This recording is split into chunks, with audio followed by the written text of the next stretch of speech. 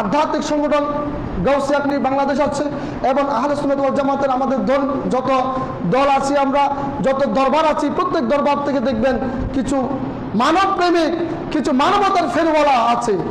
সবাই কি করে মানব সেবার মধ্যে আছে। সে রাস্তার প্রতীক মনে আছে, পৌঁছে গেছে, ওই পৌঁছা দেহটাকে ধুয়ে পরিষ্কার করে তাকে কাফন, সাদা কাফন পরিয়ে দাফন করে দিচ্ছে। তাহলে সে এত বড় একজন মানুষ হওয়ার পরও, টাকা পয়সা সব আছে, সে তার কোনো একটা দায়িত্ব না যে সে তার বাবাও না, ভাইও না, রাস্তার একজন মানুষকে সে সেবা দিচ্ছে, রুগীকে সেবা দিচ্ছে, অ্যাম্বুলেন্সে করে নিয়ে যাচ্ছে। এটা হচ্ছে তরিকতের শিক্ষা, শরীয়তের শিক্ষা, কোরআনের শিক্ষা, এটা হচ্ছে নবী পাকের শিক্ষা।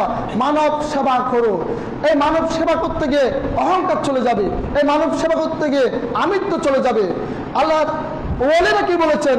হযরত তুয়ুব সাহেব রহমতুল্লাহ আলাইহি বলেন, আনানিয়ত চুরো, আমিত্বকে ছেড়ে দাও।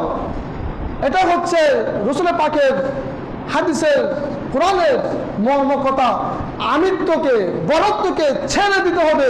আমি বড় নই, আমি কিছুই নই, আমি একজন তুচ্ছ নগণ্য মানুষ, আমি আল্লাহর গোলাম বান্দা, আল্লাহর দাস, আমার মাঝে কিছুই নাই, সমস্ত সৃষ্টির আমি সেবা করব, আমার থেকে বড়ত্ব বলতে কিছু নাই।